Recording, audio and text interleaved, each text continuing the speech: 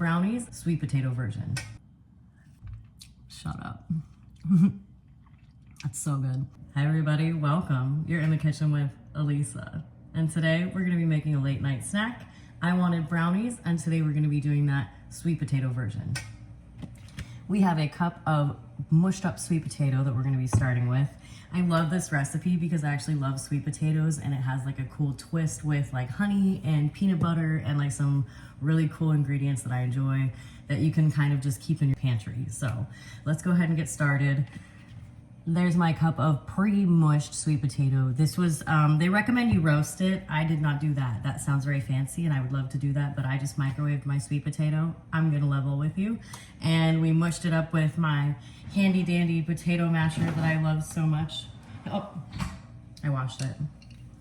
I love this thing. It's one of my favorites. If you can get one like this, it makes the best mashed stuff. Love it. Basically, we just like put all these ingredients together, like mush it all together and go from there. That's pretty much how we do this. We need like a quarter cup of fat. So half of a stick of butter, because you can do coconut oil melted. If you're gonna do it in this, it has to be melted.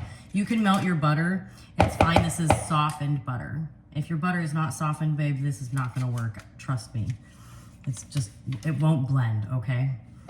And in there, I had a spatula somewhere. Did I put it away already? Oh, it's right here. It's in my sweet potatoes. I don't remember what I'm doing from moment to moment. It's fine. Okay. Half of the fun of being in the kitchen with me is watching me do that. Okay. So we have our butter in there. So now what we need is we're going to do nut butter.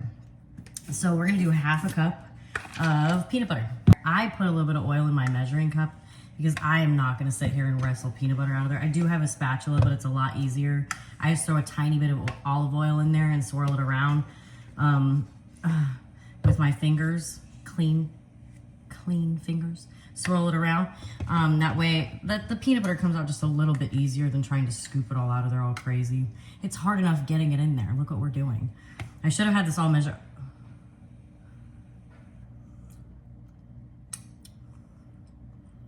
I really should wash my hands. Wash your hands. Hold on. It was my choice to lick the peanut butter. I could have not done that and just kept going. But I didn't want to waste the peanut butter. I love peanut butter. Okay. Continue. Half a cup. We're almost there. I need to buy more peanut butter after this. I use it in my breakfast smoothies all the time. Half a cup of peanut butter. That's what we're gonna do. Because I like it. All right, half a cup. You kind of want to make sure that your measurements are pretty exact when you're baking, because this is, you know, chemistry. This isn't cooking. Cooking is like, you can kind of get wild with it and switch up the ingredients. You can't do that with baking. It's literally chemistry and science, and don't mess around with all that. Okay. Get the stuff off your spatula. Hopefully it comes out of there a little easier. It's like, looks like it's gonna plop out. Let's see. Here, maybe I can. Come on, plop out. It's not gonna plop, damn it. You know, it was a nice, oh wait, it's coming out really easy now. I knew that there was a reason I did that. There's barely any peanut butter on there. It's awesome. You know where it got stuck? The parts where I didn't get the oil. You know what? We're not perfect.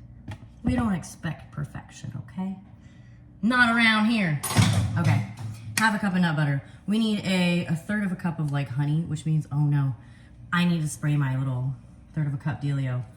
Pause, it has oil on it. It's a little easier to do the honey that way. So we're gonna do a third of a cup of honey because I like honey. If you wanna do maple syrup, do maple syrup, but please make sure it's more like a pure maple syrup. I've noticed when I do these recipes with like a cornstarch dominated one, and listen, I'm not judging, that's what I have in my cabinet, okay? That's what I got. The 100% stuff is kind of pricey, you know. It's nice to have, but it's a little pricey, you know. So I tried it with the regular like maple syrup that you'd like the, you know, buttery maple syrups that you get in the store, you know, or that they serve in the restaurants. And it just gets a little bit too caramelized, I've noticed. So I do honey now because honey is a little bit more affordable. I use it in almost everything. I use it in my coffee every day. So that's one of those pantry staple items that I already have, so I'm not gonna have to go shopping for it, so easy. All right, we got our honey in there. We already have our fat in there. We need to do a 1/2 cup of cocoa powder. I do that with the 1/4 cup measurement just because it's a little easier to get in this little bin here. If you have like a nice cacao powder, go for it, man. I use that in my smoothies, and I'm really not trying to make this like an expensive kind of like sweet potato, so I'm just using like an everyday brand that you can find at like Walmart. So I find it at Winn-Dixie, Walmart. I even find it sometimes at Dollar Tree. So that's fun. I find a lot of these ingredients at Dollar Tree. So this is something that you could absolutely buy all these ingredients from Dollar Tree and make this. So there's our 2 1/4 cup measurements, so equaling a 1/2 cup of cocoa powder or cacao powder, whatever you have if you want to get fancy with it, okay? All right, 2 eggs at room temperature. So the thing is, you don't want to be throwing like cold things into this.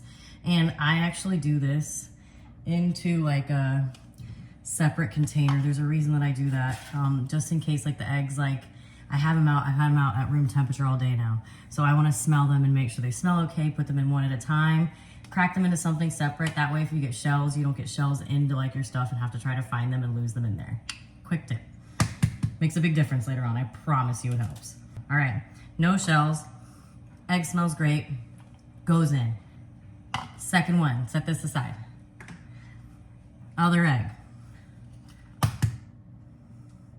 All right, egg smells great, no shells, goes in, 2 eggs.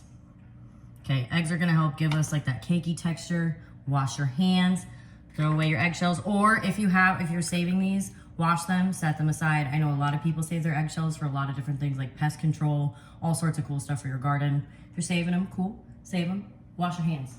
Hands are clean and salmonella free. Okay, we are getting there, Now, listen, vanilla. I have no control when I put vanilla in. Don't judge me. It says 1 teaspoon for like the recipe. I do too. I want it to really have a vanilla kick in there. I like a vanilla flavor. I do 2 teaspoons. It's kind of how I feel like about garlic. You know, I measure with my heart, and so can you. This is baking, yes, but like vanilla, you can play just a little bit. Not too much. Don't get too wild. Remember, it's a liquid. You're playing with your recipe here. But 2 teaspoons is okay. It's not gonna mess anything up. Oh, it smells so good. I love the smell of vanilla. Okay. Continue. Okay, so we have, if you're gonna do coconut oil, you would add salt. You would wanna add a little like pinch of salt in here, like a sea salt. Mineral sea salt would be great in there. Whatever you got though, table salt, babe. Now we need baking soda.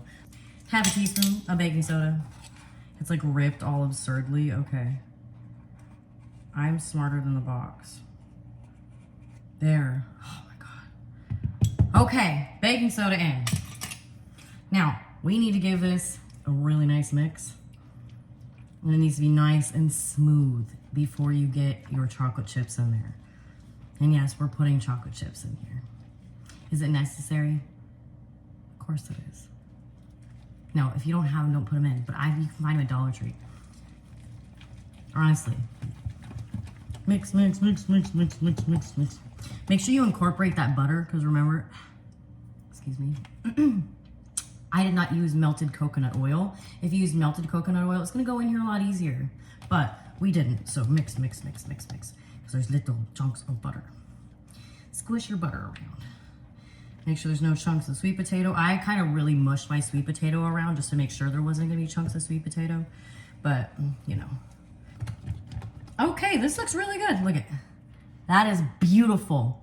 And it smells like chocolate heaven. Okay, so we have our ingredients in there. Now we need to fold our chocolate chips in there. Let's cut this open. I should have done that off camera, but here we are. Hold on. All right, this is a 1/4 cup, so we're gonna be generous though. You know, like a heaping 1/4 cup, because I like a lot of chocolate. So like 1. I like mini chocolate chips, but they didn't have any at the store that I went to. Side note. Your pan, the best way to do this is with like parchment or wax paper, but I don't have that. So we greased it really well, and that's what we're gonna do. All right. My oven has been preheating at 350. If you have it, go ahead and turn it on and preheat it. This can sit for a second, it's really okay. We are now going to get this beautiful brownie, sweet potato brownie mixture into our pan. Okay, I am not super graceful, so let's see if we can do this together on camera gracefully. Let's try it. I'm just like, don't get it on the counter. That's my goal. Try not to get it on your counter. It smells like a brownie. Looks like a brownie. We're gonna taste it in a second. I had the most impulsive thought just now to just lick the spatula. Listen, and these are my brownies, okay? If I wanted to, I could, but that's a bad example, so I'm gonna try not to do that. Okay. Tastes like brownies. Okay. Give a nice little spread in the pan here. All the way to the edge. And I just used an 8x8 pan here. Let's go ahead and get this in. You're gonna put this in the center rack of the oven. 18 to 25 minutes.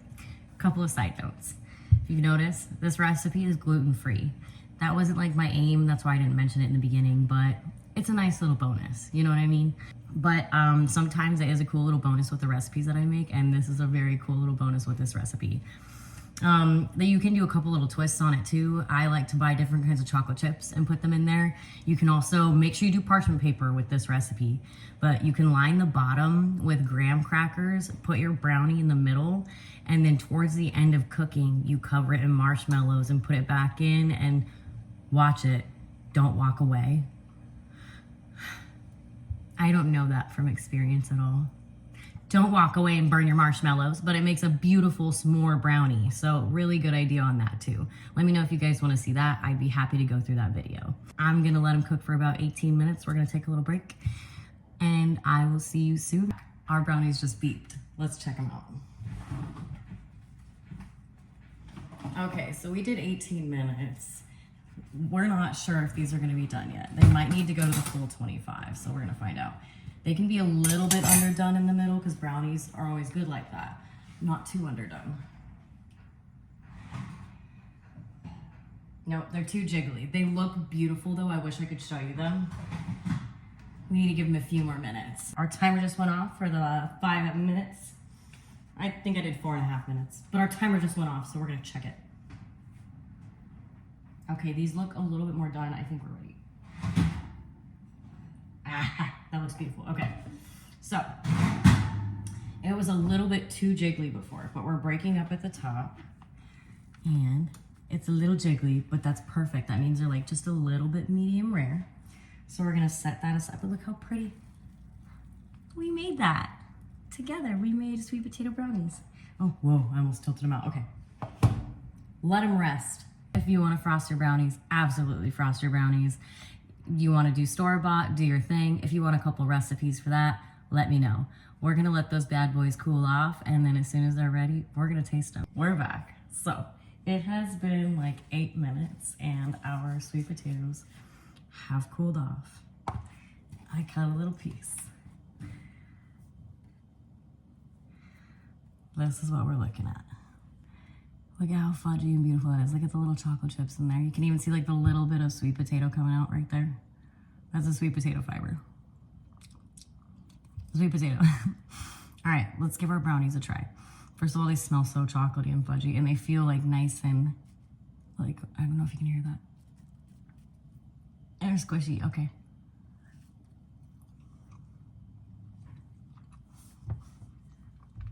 Shut up.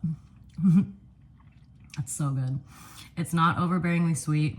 It's really good. If you want it sweeter than this, I recommend just a little bit of extra honey, but I do not like overly sweet things, so this is perfect for me. It is super chocolatey. That's my favorite thing about this. That's why I think it works so well. It's like a s'more kind of dealio. I love these little brownie recipes. I hope you'll try it.